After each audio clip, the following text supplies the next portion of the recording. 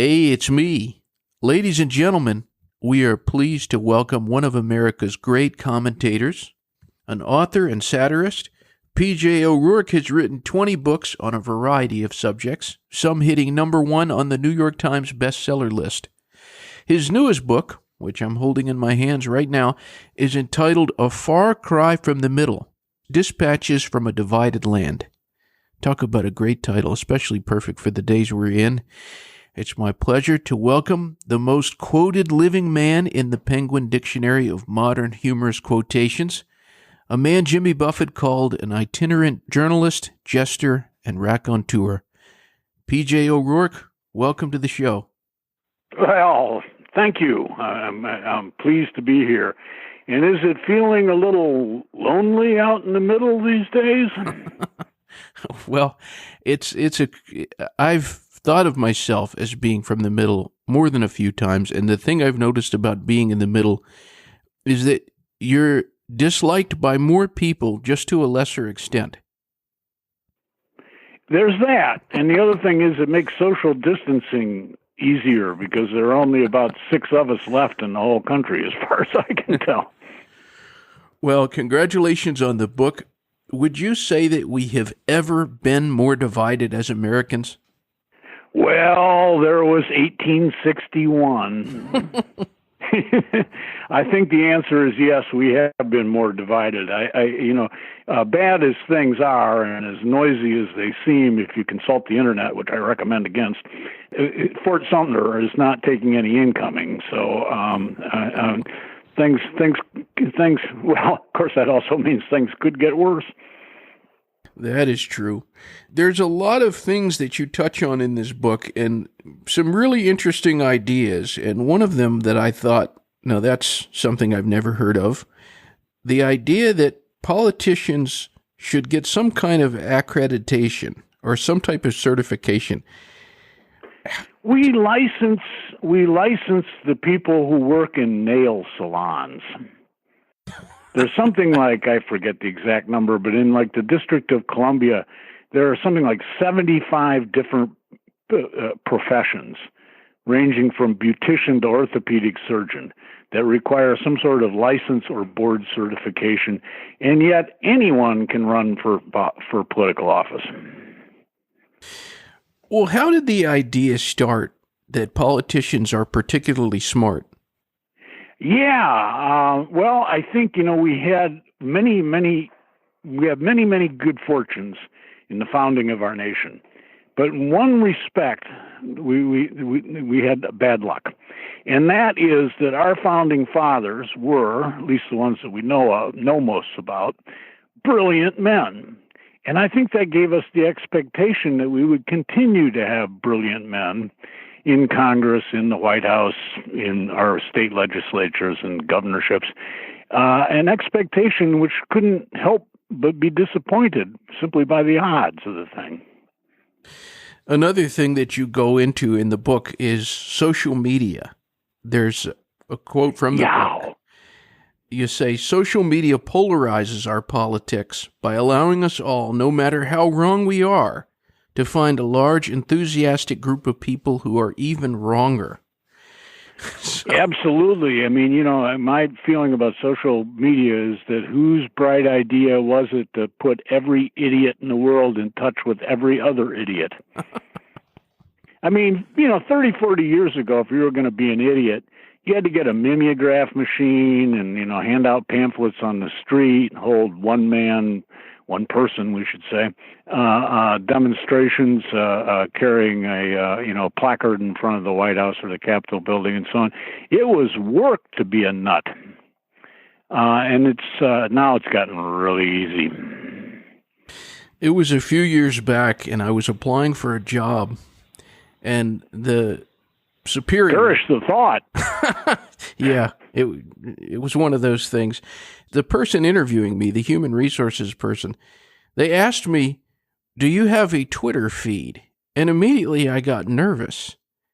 Do you think that social media is harming us more than helping? Oh, absolutely. In fact, I don't see where the help would be. I mean, I see where computers are helpful, and I can see, I confess to using Google search all the time. It saves a lot of time.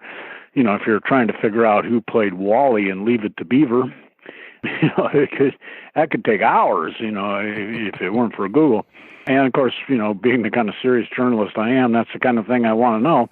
And but social media is just, in violation of one fundamental lesson that we've tried to teach our children is not everything that runs into your mind has to pour out your mouth. Very true. Very true. And we have created an atmosphere of a sort of hyper opinionation. Everybody's got an opinion about I go into that a little in the book, that we would be better off with fewer opinions, especially fewer political opinions, probably including my own. So, what exactly got you started with this book? What was the inspiration that got a cry from the far middle going? Well, I think it was exasperation with the way politics have been going since the beginning of the 2016 political race. The race for the presidency, which began about 15 minutes after Obama's second inauguration, and seems to have lasted right down to the present day. So it was that exasperation.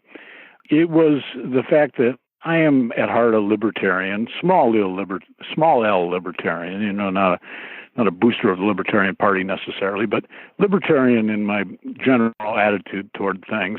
And I felt that kind of opinion had just been crowded out of the marketplace of analysis. So those were two things. And then in terms of the book itself, I began to realize that I'd written a lot that applied to the subject. And, as a firm believer in recycling, why not a book? Authors aren't supposed to admit that. This is, I was thunderstruck by the idea of X, Y, and Z, I had a bunch of stuff laying around. I thought I'd collect it. Well, a publisher once told me, "Fat and lazy wins the race." Let's hope that publisher is right. Well, as you mentioned, we are back in the election cycle. Here we are in 2020. Are we ever? Now, this is what I'm sure a lot of the people tuned in are wondering. Does P J ORourke have any predictions in terms of the outcome of this one? Oh, sure. I definitely do. But I should forewarn you that I was wrong about every single primary race in the Republicans one particularly. I was utterly wrong about I was wrong about Donald Trump starting about the time that he stuck his nose in finishing the skating rink in Central Park. I've been wrong about him since about 1988. In general and in detail about his future. And so my predictions are based on a pretty much 100% track record of being wrong. And of course, I'm not alone here. A lot of other people, I basically feel in the case of Donald Trump, that if you weren't wrong about Donald Trump, you weren't paying attention. He's just, it's sort of inconceivable to me that this man wound up in the White House. Not that I was any big fan of his opponent. At the moment, I would say that, if I had to make a prediction, I'd say that Joe Biden wins the presidency and that the Democrats probably win a majority in the House that they don't hold on to for very long. And the reason I say that they won't hold on to it for very long is I'm basing this on a quantitative rather than qualitative measure of Joe Biden's platform. It is 564 pages long. We're all getting a flying pony. Can't be done. Well, what's missing from both of the candidates? Yeah. Youth and vigor, I suppose, would be one thing that is missing a little bit. I don't want to say ideas because, as I just pointed out, Joe Biden has 564 pages of them.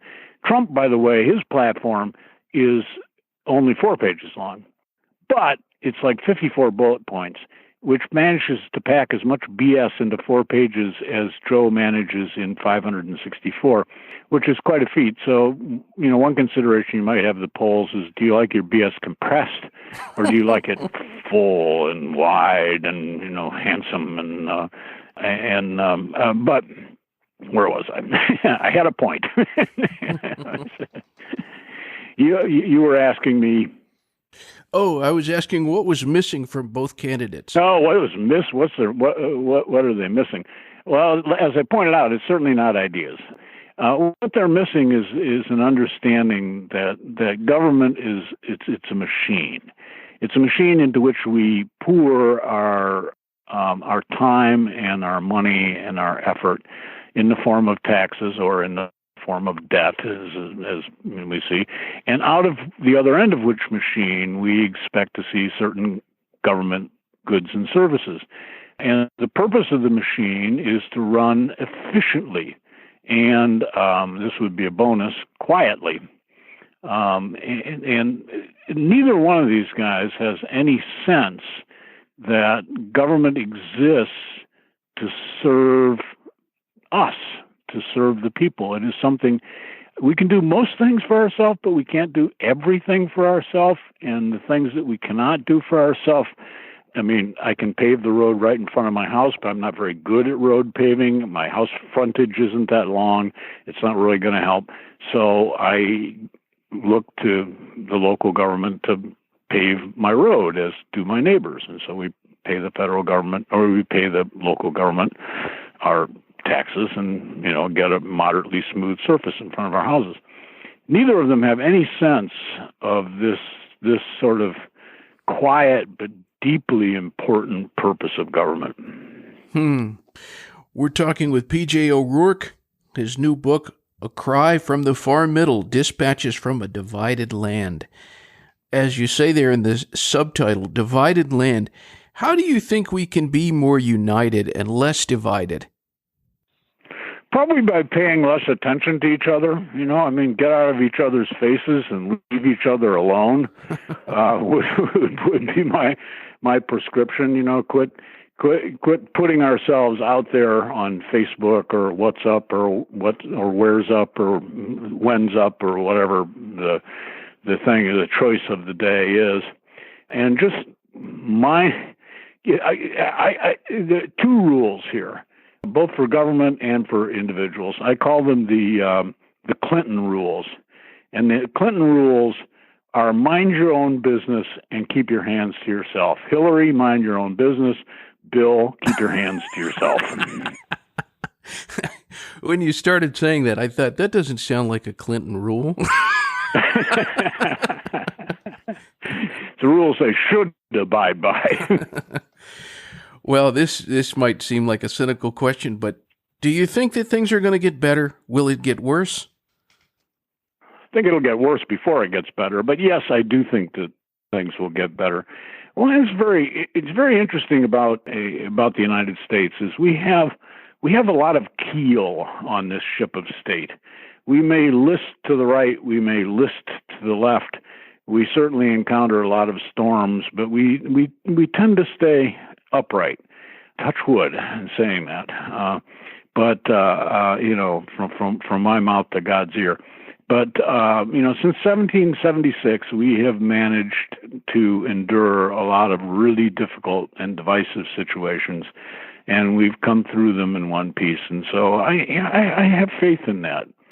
And, I don't think that faith is going to be shaken too badly. But do I worry about the amount of water coming over the bow, about the stink from the bilge, about possible fires in the engine room? You betcha. This year, as many people are social distancing, I hear different things from different people. Some people have said, this hasn't changed me that much. But I'm curious, from your perspective, has this been a particularly different year for you, or how are you coping with 2020 and COVID and all this stuff? It's been a pretty normal year for me. I've got this web magazine that I edit called American Consequences that's funded by an investment advisory company. And the bunch of us that put it out, my fellow editors and the art director and so on, we have always worked remote. Even when some of them were in an office in Baltimore, they were scattered around a building and communicated with each other mostly by phone and email. So it didn't really change. And then, of course, we put this out in a way that's, not in a touchy-feely way, but in, a nice social distance way on the web. So it didn't really affect me that much, except that I haven't been traveling for conferences and speaking engagements and stuff like that. And that actually has been a bit of a relief.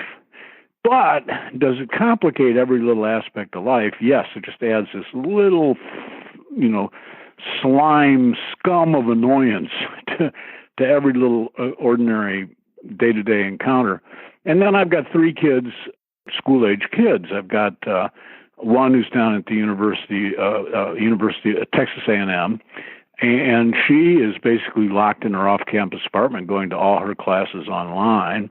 I've got one who's at a local private high school, just a very little modest high school, and which is a fortunate thing but he is under so many restrictions about what he can do. Actually, it even extends to me. I'm supposed to call the boy's dean if I do something like drive to Boston, or meet with people who are not members of my family in my immediate friend group or something. And then I've got a daughter who just graduated from Tulane. She had to have her last semester and her graduation and all that, and all her parties by Skype, or Zoom. And, she's home, not quite knowing what to do with herself. She's virtually applying for virtual jobs. And so, that adds, and we've got my wife's mother is over 90. She's in a retirement home nearby. They're under an enormous number of restrictions. She can't really come in our house. We have to meet her outside. It's fall in New England, and so the weather's going to turn on us any minute. So yeah, I've had it with the COVID coma. Yeah. Well, as I mentioned at the introduction, I had this quote about you from Jimmy Buffett, and he's been somebody who has been doing his best to entertain people despite all of the social distancing and everything. Yes, he has. Yeah, bless his heart. I saw your name also in the very, very first Buffett live album. You had to be there. And yeah, I'm hoping you can tell us, who is the real Jimmy Buffett? Oh, I think, with Jimmy, what you see is what you get, except that he has a surprisingly sharp business mind. As has been said about Jimmy, he's not barefoot in the boardroom. He's done very well with a career that is famously fraught. The whole, being a popular musician is a minefield of all sorts of things that Jimmy is too smart to go broke, not pay his taxes, overdose on drugs, break up his band every 15 minutes, all the usual plights that popular musicians are heir to. Jimmy has always been very wise about. But he is in person the affable, level-headed, and indeed fun-loving. He probably exaggerates the fun a little bit. He's around my age, so of course he does. But he is a fun-loving person. Good husband, good parent. He is what you'd expect him to be. There's not a side to him. Well, I put all these labels on you that you're an author, a satirist. You've been called a humorist. How would you define P J ORourke? Oh, gosh, I don't know. Just as a reporter, really. I just stand around and actually, Jimmy, years ago, I was off covering the America's Cup race when it was in Fremantle, and he was out there actually entertaining and singing our national cup song, urging America to retake the cup. And he called it my phony baloney job making fun of things. And I'll go with that, phony baloney job making fun. I'm a reporter who makes fun of things. And, I don't make fun of everything. I try to make fun of bad things that have happened because of human folly. I wouldn't go make fun of an earthquake or a volcanic eruption or the fires we're having in California and Oregon right now. The victims of these things are not, victims of their own folly. No, I like things like, the old Civil War in Lebanon back in the 80s. Here they had the Switzerland of the Middle East, and they decided to turn it into, I don't know what you'd call it, the toilet of the Middle East. And they were capable of not doing that. Well, we've been joined by P J ORourke. I always like to give the guest the microphone at the end. Do you have any words of wisdom before we go? Well, probably not. But I do think, I really do think that we should calm down and go back to arguing with each other in an old-fashioned way, which doesn't mean that we're not going to argue. But I'm speaking politically here. I'm staying out of family counseling. But just in a political sense, I think we should go back and screaming and yelling at each other as conservatives and liberals. And some of us have been known to change positions depending upon the issue. Some of us are liberal on some issues and conservative on others. In fact, I think most of us are. We go back to these old screaming and yelling because those are really important issues, and there's screaming and yelling to be done. We have an enormous government. It's tasked with doing an enormous amount of things. It costs an enormous amount of money, and we should argue about what it does, what it can do, what it can't do, what it should do, and what it shouldn't. And by all means, let's get mad at each other, but within reason. Let's get reasonably mad at each other. And at the end of the day, we don't have to hug or anything, but we don't need to throw stuff at each other either. I hope a lot of us can agree with that. I hope so too. Well, P J ORourke, thank you so much. I really appreciate this. You're very welcome, Paul. It was a pleasure. All right, sir. Until next time. Until next time. Bye. Bye-bye.